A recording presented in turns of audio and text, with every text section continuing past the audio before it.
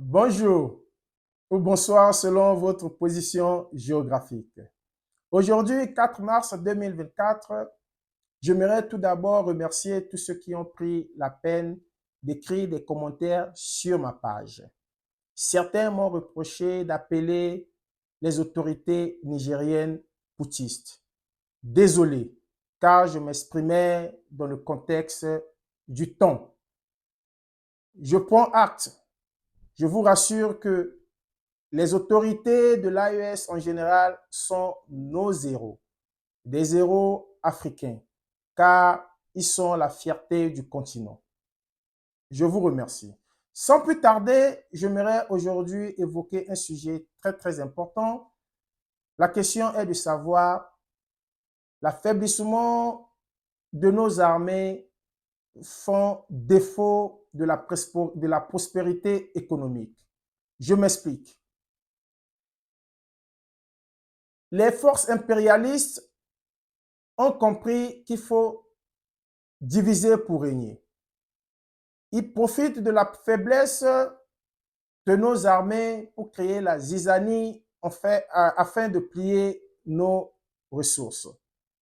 Tel est le cas de deux géants africains, dont la République démocratique du Congo qui peine à combattre la rébellion M23 depuis près de 2 décennies.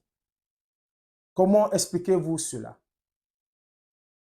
Le Nigeria peine à combattre le terroriste Boko Haram depuis 2009, pratiquement 15 ans. Comment expliquons-nous cela? Qui finance ces rébellions? Par où se procurent leurs armements? C'est la question qu'on se pose. Entre-temps, je vous laisse écouter l'intervention du président Tinubu à la tribune de l'ONU et son chef d'état-major. Respect national boundaries. Sudan, Mali, Burkina Faso, Central African Republic, and the list grow on and on and on. The problem also knocks at Nigeria's door. Foreign entities abated by local criminals who aspire to be petty warlords have drafted thousands of people into servitude to illegally mine gold and other resources. Billions of dollars meant to improve the nation's economy now fuel violent enterprises. If left unchecked, they will threaten peace and place national security at a grave. Terrorism is everywhere and did not start in Africa. Unfortunately, we are the one bearing the brunt. And unfortunately, we don't produce the weapons that we use in fighting them. The people that produce this weapon makes it extremely difficult for us to even get the weapon to be able to address these issues. And so we are also appealing to them to consider, if only we can get 1% of the weapons that have been given to Ukraine, I can assure you Nigeria will be peaceful. Because of the issue with Niger have pulled out, though not totally, they are still holding on to their area because they know the repercussion. If they totally pull out, they will be exposed. And I can tell you for free that we basically feel we are all Africans. We should never allow Africa to be turned to a proxy war region. En écoutant ces déclarations, clairement, le continent a compris le jeu occidental. Malheureusement, c'est un moyen d'affaiblir le continent afin d'avoir accès à nos ressources. Nous sommes tous conscients. Je vous laisse une fois de plus regarder la vidéo d'un parlementaire belge qui fait des révélations graves, très graves. Ce n'est pas un Africain, c'est un blanc belge dans le Parlement belge. 5,4 millions de morts, des centaines de milliers de déplacés, 1 million de réfugiés à Goma. et une responsabilité écrasante qui pointe du doigt le Rwanda présent à l'est du Congo avec son armée. Et que fait la Belgique? Rien. Rien. Comment est-ce possible? Quand la Russie envahit l'Ukraine, à juste titre, c'est la condamnation. Ce sont les sanctions, ce sont les livraisons d'armes à l'Ukraine, mais quand il s'agit de la République démocratique du Congo, rien. On n'aide pas. La vie d'un Congolais ne vaut-elle pas la vie d'un Ukrainien? La vie d'une Congolaise ne vaut pas la vie d'une Ukrainienne? C'est la question que tous les peuples d'Afrique se posent. Pourquoi ce deux poids, deux mesures? Qu'est-ce qui se passe dans la politique belge aujourd'hui? Alors je vais vous le dire, Madame la Ministre, non seulement la Belgique ne fait rien, non seulement les États-Unis ne font rien, mais je vais me dire plus. Hier encore, l'Union européenne a signé un accord avec le Rwanda. Un accord sur quoi? La gestion durable des matières premières. Nous y sommes. Le coltan, le cobalt, le nickel, le diamant, le cuivre. Voilà la raison pour laquelle la Belgique n'intervient pas. Business.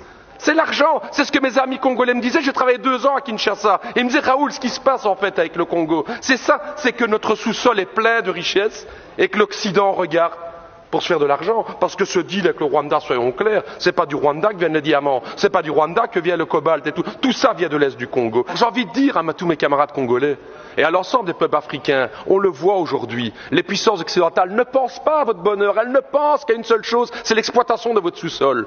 Vous pouvez aujourd'hui, vous pouvez croire à vos propres forces.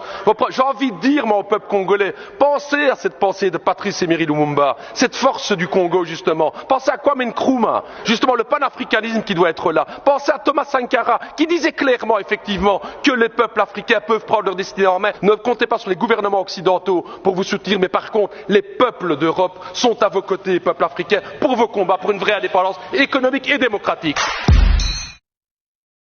Suite à cette déclaration, on se rend compte que tout est monté pièce par pièce, histoire de déstabiliser le continent. Quand on se rapporte à la réalité de la guerre Russie-Ukraine, les Occidentaux et les Américains se sont mobilisés pour équiper l'Ukraine en armement, dont l'objectif d'affaiblir la Russie.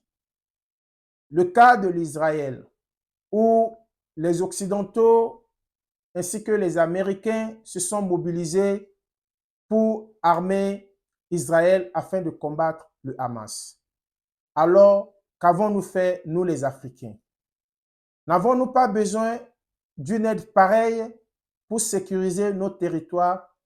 Allons-y comprendre. Car cela profite ces impérialistes. Tant que l'Afrique est en guerre, nos ressources peuvent être exploitées, malheureusement. La leçon ici à tirer est de savoir que les autorités de l'AES sont en train de nous servir d'exemple.